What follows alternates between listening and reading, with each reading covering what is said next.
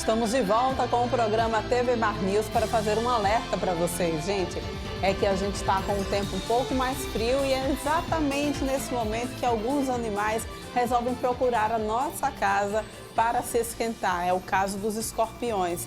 Vale a pena a gente conferir essas dicas que o Fernando Palmeira deixa para a gente.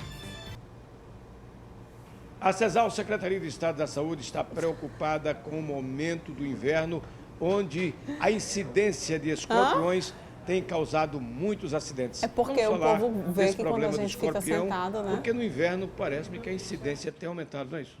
Na verdade, Fernando, o que ocorre é que, em razão das chuvas, né, alguns locais eles podem sofrer alagamentos e, com isso, os escorpiões eles se sentem acuados e saem das suas tocas, dos seus locais de abrigo, né, fugindo exatamente dessa água, e nessa saída pode ocorrer exatamente os acidentes.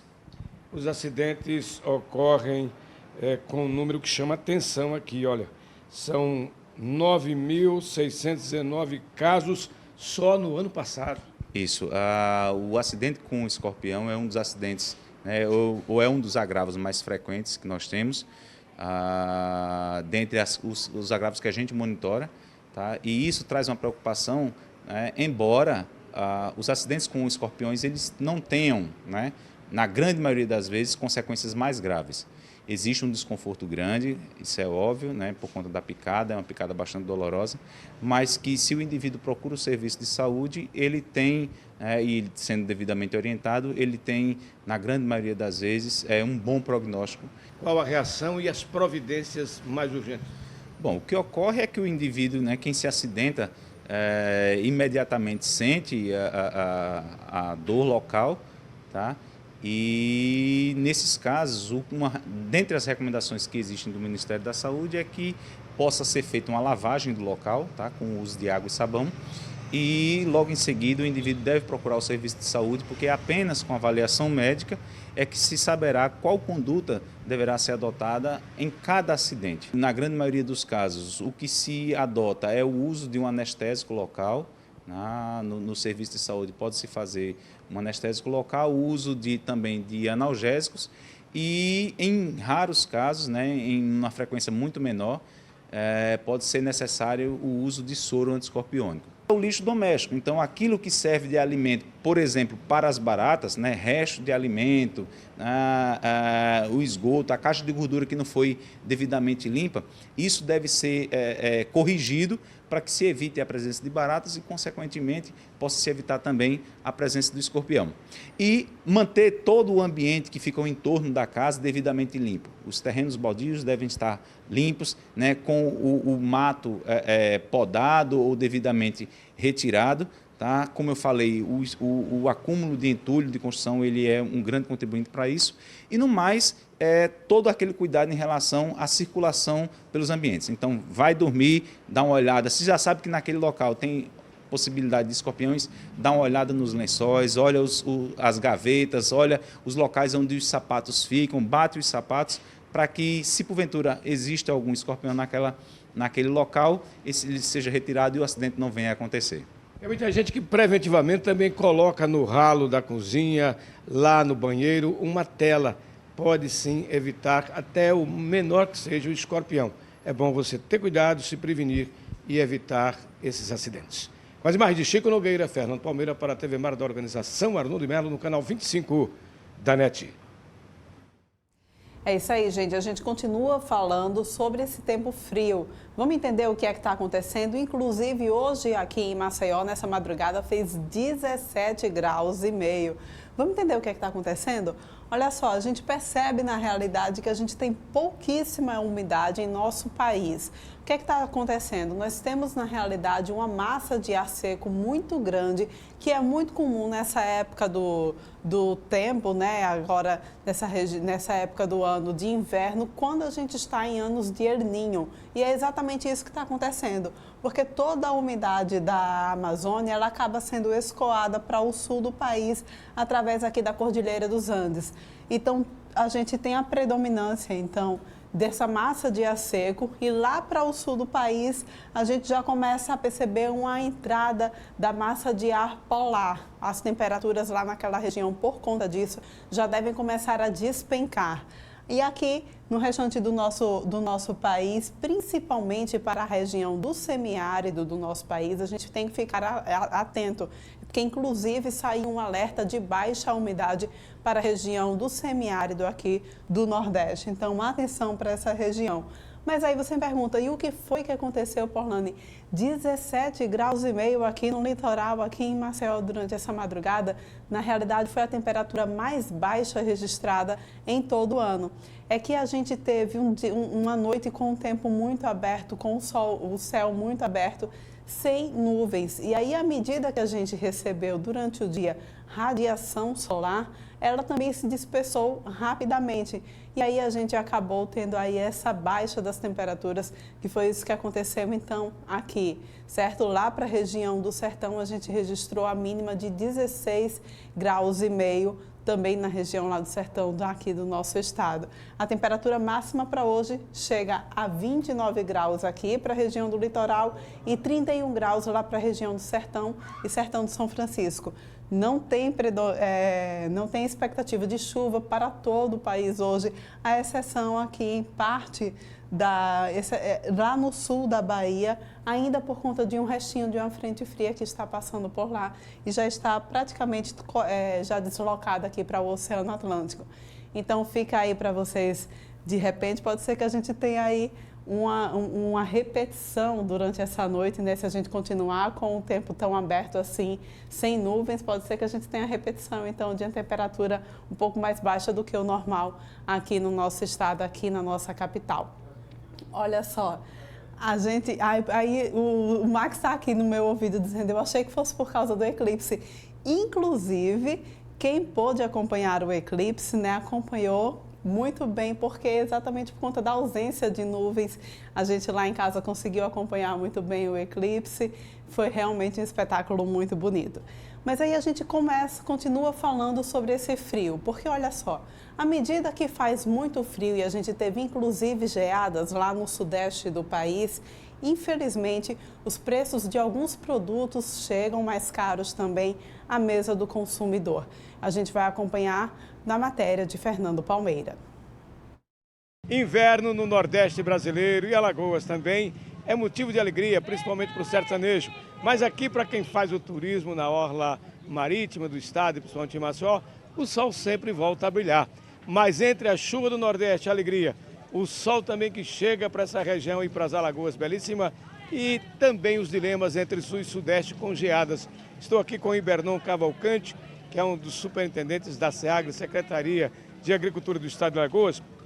Ele faz uma análise da questão climática para a agricultura no sul, sudeste e no nordeste, particularmente em Alagoas. Geadas lá, o sol e a chuva por aqui. Como é que é a visão de um técnico abalizado com você, meu caro Ibernon Cavalcante? Nós temos o problema que a geada que está acontecendo, que aconteceu a semana passada no sudeste, ela prejudicou bastante o próximo colheita de café. Então o café foi uma das culturas que foi prejudicado. Isso vai repercutir aqui no estado, como o Brasil como um todo, não a curto prazo, mas a médio e longo prazo a gente pode ter aumentos no preço do café. Nós tivemos um problema também que ajuda um pouco aqui a Alagoas, que foi geada em cana-de-açúcar na região de Ribeirão Preto, São Paulo. E mais uma geada de média intensidade, prejudica alguma coisa a safra de lá. Agora, o que o alagoano pode sentir também a curto prazo e a médio prazo é o impacto naquilo que a gente não produz, que no caso é comercializado todo dia aqui na feira, que é a batatinha e também o tomate. Então essas duas culturas elas têm um prejuízo de imediato e isso então pode repercutir. A batatinha existe estoques, mas esse estoque, se não tiver uma quantidade bastante razoável, pode a curto prazo e a médio prazo influenciar nos preços que estão sendo praticados ou que vão ser praticados aqui no nosso estado. Ou seja, toda vez que você tem um advento climático e que esse advento ultrapassa a normalidade, você vai ter naquela região produtora escassez e, consequentemente, aumento de preço, e a região que é absorvedora, que no caso dessas duas culturas que eu citei. A nossa quadra chuvosa, ela esse ano se comportou de forma diferente. Nós esperávamos que tivesse chuva a partir do início de maio, não aconteceu. As chuvas começaram a acontecer há 40 e poucos dias atrás, e existe uma expectativa que ela se desenvolva até o início de setembro. Confirmando essa expectativa, nós poderemos ter produção na região do Sertão, na região do Agreste já existe plantios significativos. Por outro lado, esse atraso e essa não ocorrência de chuvas intensas está beneficiando muito o setor canavieiro, está beneficiando muito quem produz frutas aqui no estado de Alagoas, está beneficiando muito quem está produzindo grãos, principalmente na região do Agreste, na região de Tabuleiro Sul, puxando para o Agreste. A gente tem uma tendência de termos excelentes produtividades, seja de milho, seja de soja, alguns plantios de algodão que estão acontecendo. O clima está excelente para esse desenvolvimento nessas regiões específicas. Aqui do mercado de Maceió, com as imagens de Chico Nogueira, Fernando Palmeira, para a TV Mar da organização Arnoldo Melo, no canal 25 da NET. Pois é, então olha só, fica de olho nos preços. Se de repente der para substituir algum produto por outro, vale a pena a gente fazer essa substituição para não sentir um impacto muito grande no nosso bolso. Olha só, 9h25, chegou a hora dele, Alexandre Lino, agora para a gente falar sobre Copa do Brasil. Vem, Lino, bom dia, tudo bom? Bom dia, Paulane, como é que você está? Tudo bem. Vamos lá então falar sobre Copa do Brasil, né? Porque tem jogo hoje, a expectativa é para quem? Temos hoje as quatro partidas decisivas da Copa do Brasil acontecem nesta quarta-feira e, assim, alguns dos jogos a gente não tem como cantar quem vai ser o vencedor. Por que eu estou dizendo isso? Porque são jogos muito parelhos, as equipes estão muito bem afinadinhas e isso faz com que seja difícil cantar qualquer placar para as partidas que acontecem nesta noite de quarta-feira.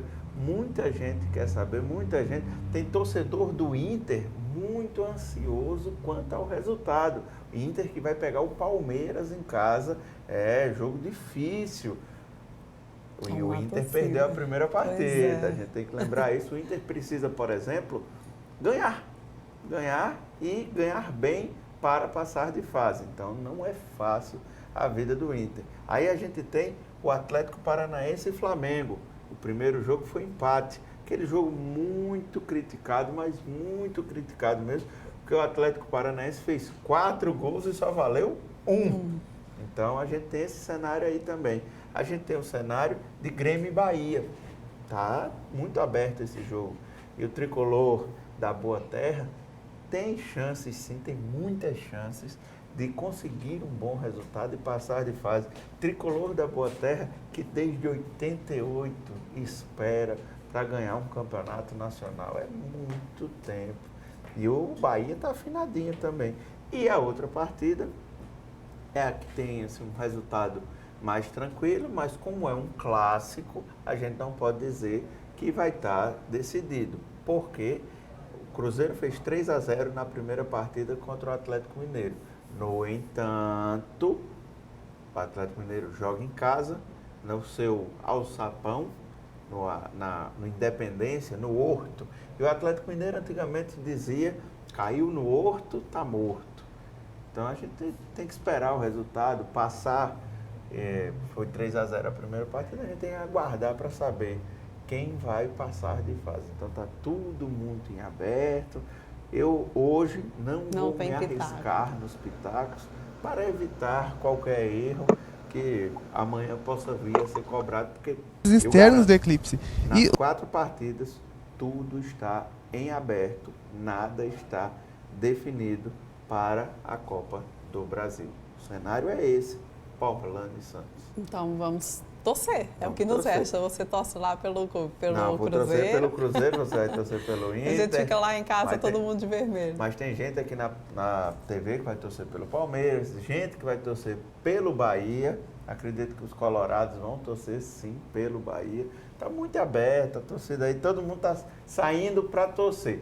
Quem não vai torcer são, assim, pelos seus clubes do coração, são os vascaínos, Os corintianos, esses vão ficar só assistindo pela TV mesmo. Fazer o quê, né? Pois é. Rapidinho, antes que eu esqueça, no canal Esportes, de 11h30, a gente vem falando da festa do Firmino. Ontem a gente falou que o Firmino reuniu em casa uma turma, mas ontem ele pisou no acelerador, fez um arraiá. O Fora Firmino de tá época, aqui, que ótimo. Totalmente. Você não foi convidado? Que pena. Não foi, falando. Mas eu não, só que o Felipe Coutinho foi, o craque da seleção também está aqui em Maceió com seu amigo Firmino, outro craque da seleção brasileira.